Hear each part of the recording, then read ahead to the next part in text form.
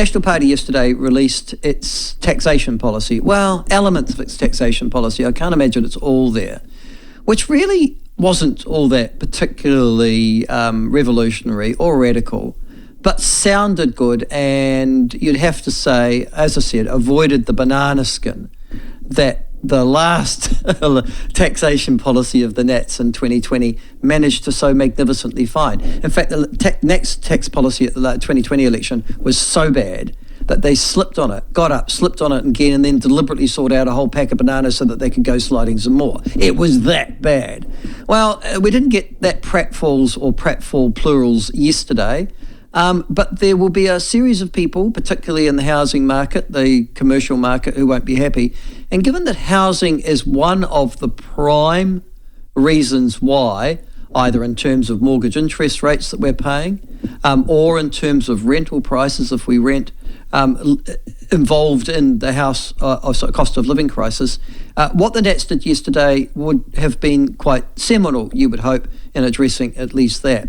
To talk about this, One Roof commentator, a former chief executive, as said, of the Auckland Property Investors Association, and one of New Zealand's leading residential and commercial commentators, is Ashley Church from Napier, and he joins us now.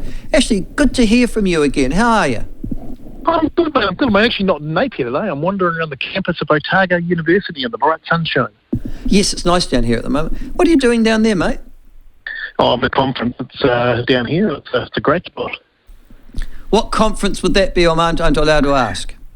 Well, you can, but it won't. It's completely sort of irrelevant to what it's actually the Surveyors, the New Zealand Surveyors Conference, so which is a little bit out of left field, but they're having their annual conference, and it happens to be the 60th anniversary of the surveying school down here, so it's an appropriate time to have it. Actually, I know something about that school. They're under threat, I think. There is still. What do you know? Well, they've been under threat for a long time. They've been, for decades, they've been trying to move the surveying school out of Otago University and transfer it to other institutions. And my understanding is that that's still hovering in the background of certain education planners in Wellington. But anyhow, just a little bit of background for you.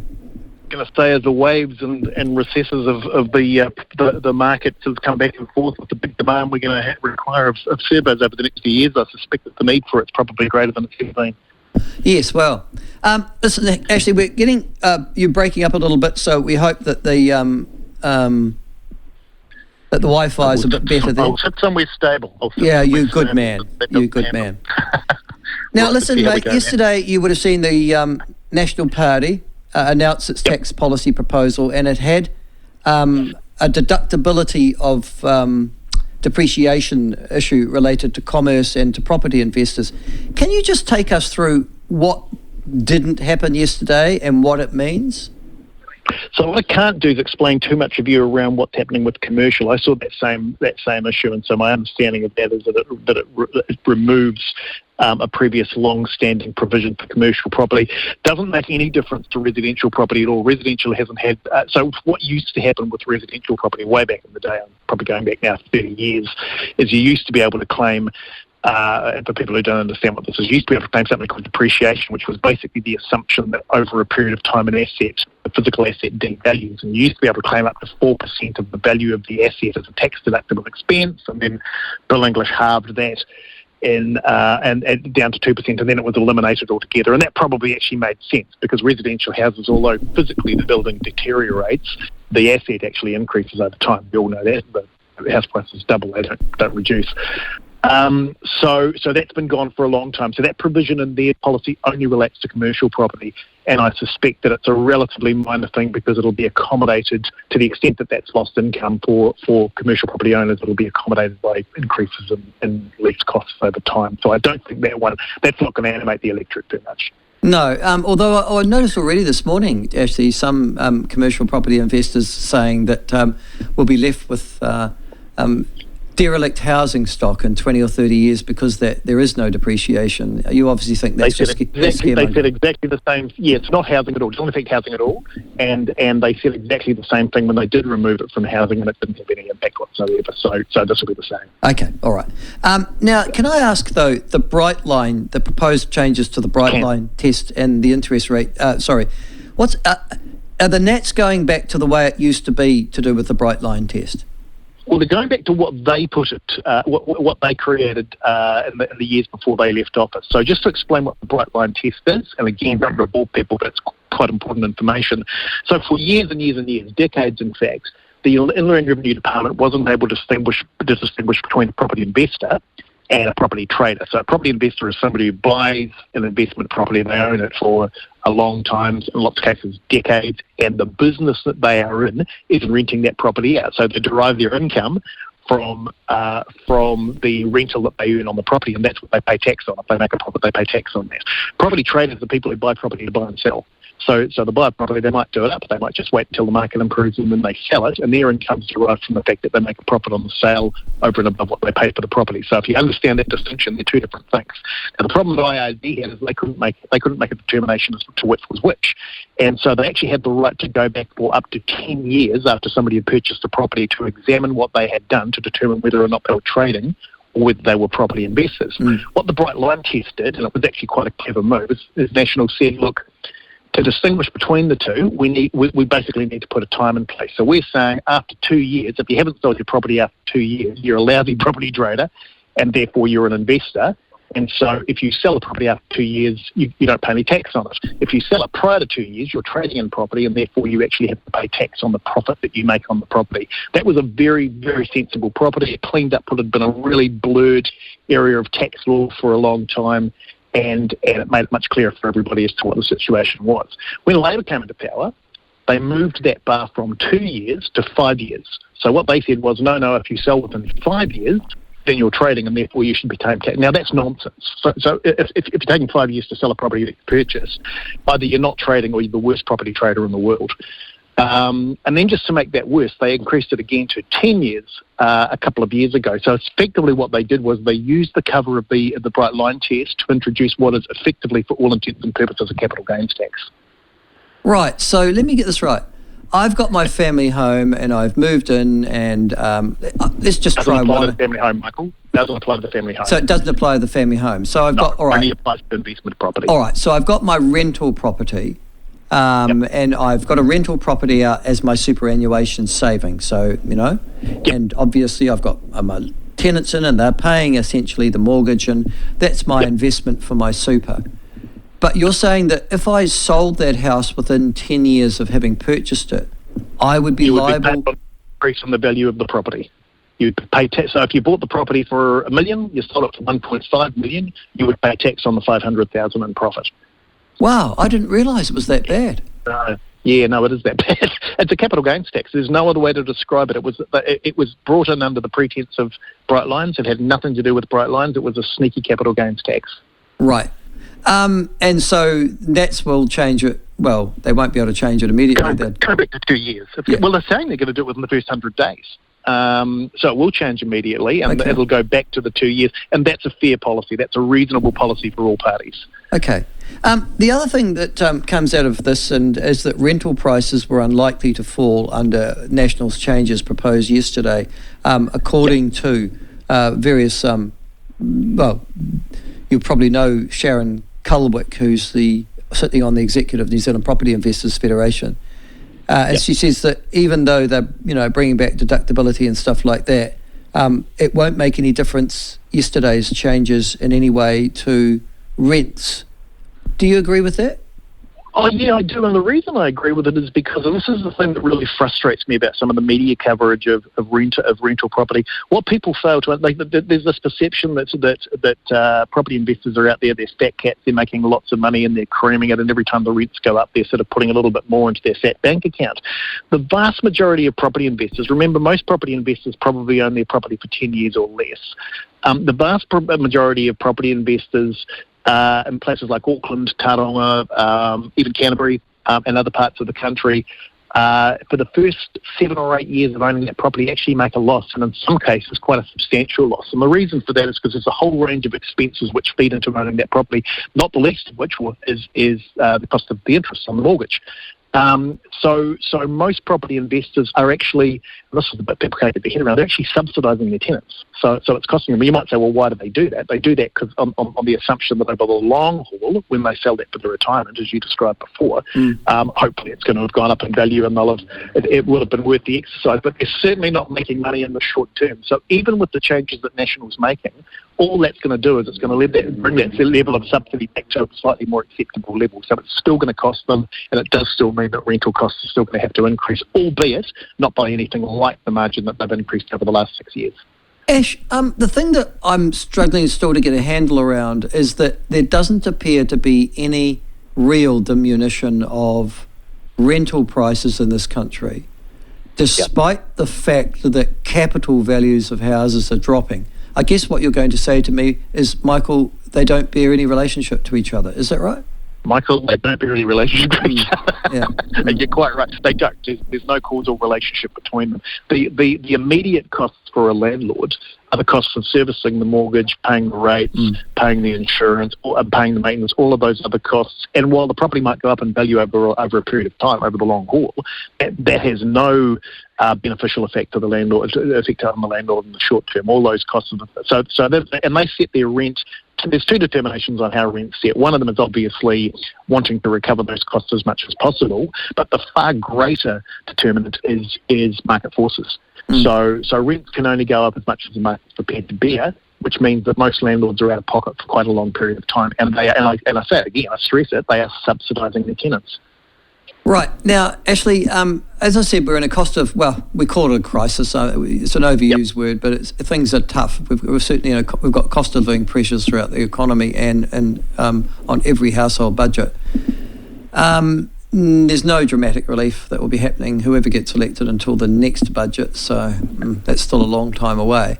In the meantime, that's assuming they don't do some sort of mini budget or austerity budget, which they may do. Well, I suppose they could. I suppose that possibility exists, but gee, they'd need to get onto that pretty quickly, wouldn't they? Because they would, yeah.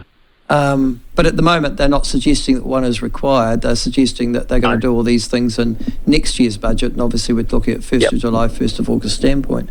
But Ash, the thing that I'm intrigued by is housing prices themselves and on interest rates or mortgage rates in general. We've talked about this before.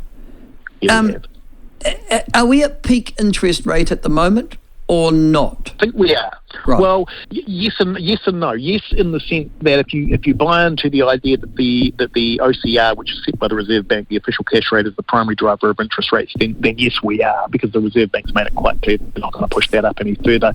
And they've actually indicated in dispatches that they are comfortable with seeing some increase in house prices, which indicates that that's not the thing they're focused on when it comes to inflation.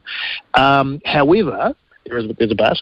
However, there are some other forces on interest rates which are around the cost of money offshore and what banks are paying for long-term money. And there's some indication that that's rising a little bit at the moment as a result of what's happening within the US economy, and that's having a short-term effect. And that's why you're seeing sort of these 0.25%, 0.5% increases in some of the longer-term rates. I don't think that will last very long, because that stuff's driven by inflation, and inflation appears to be under control in most parts of the world. So as inflation comes down, you can expect interest rates to start to drop as well.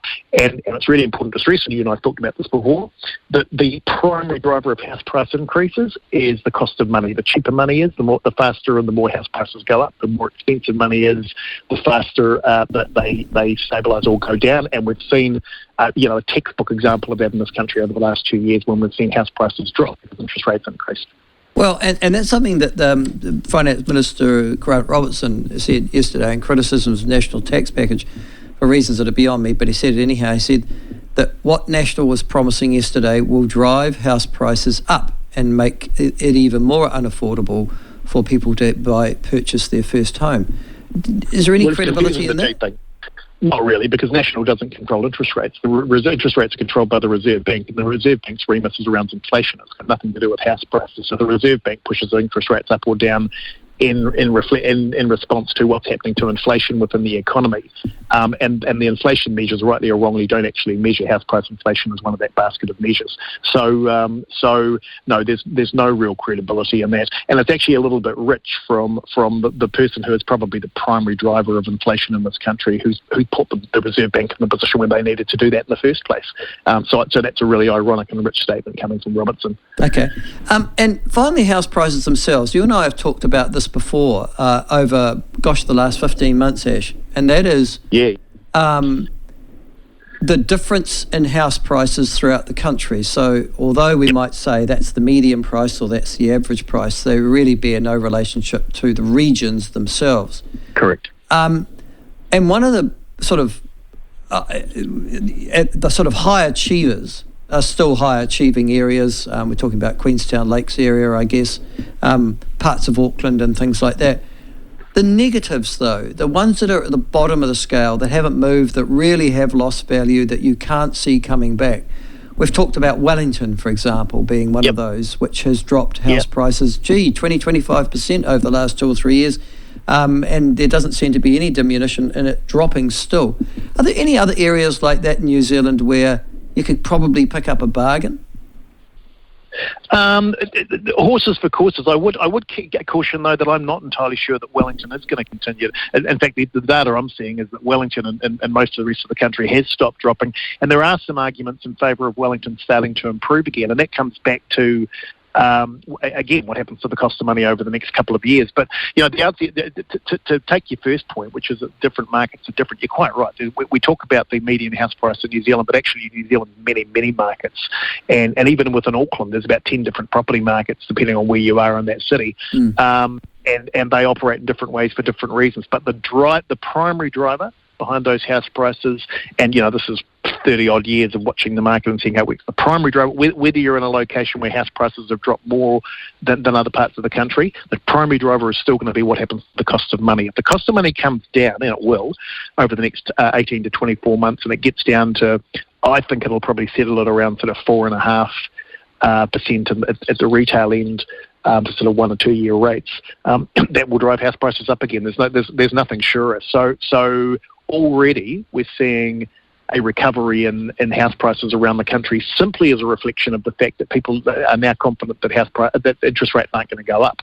So what I mean by that is that even though they're not coming down, the mere fact that they're not going to increase too much further, people are saying, okay, I can get back into the market now because I'm not going to have another 1% added to my mortgage in a year's time.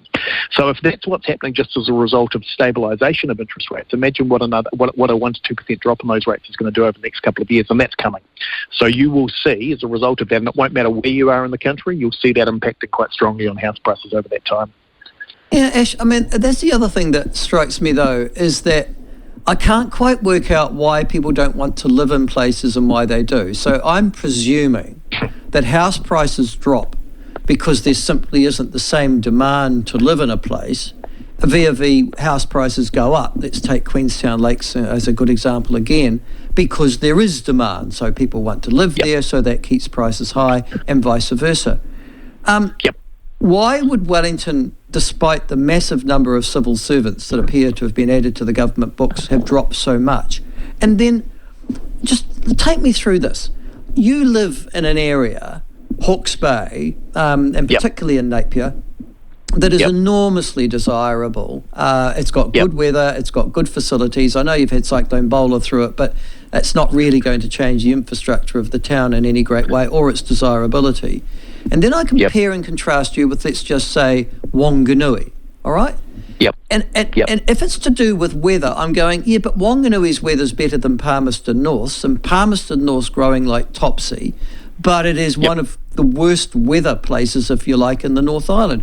What drives the desirability, do you think, of an area, therefore that impacts upon house prices?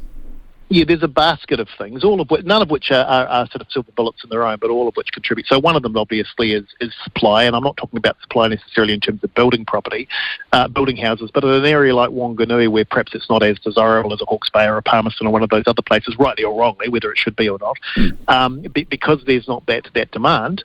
it's not pushing house price because there's not people competing to buy those houses. So there's no natural push to push them up. They still do go up because the cost of money, as I said before, is the major driver, but they don't go up to the same degree. The other ones, and it kind of feeds into that, the other one is this thing called FOMO, fear of missing out.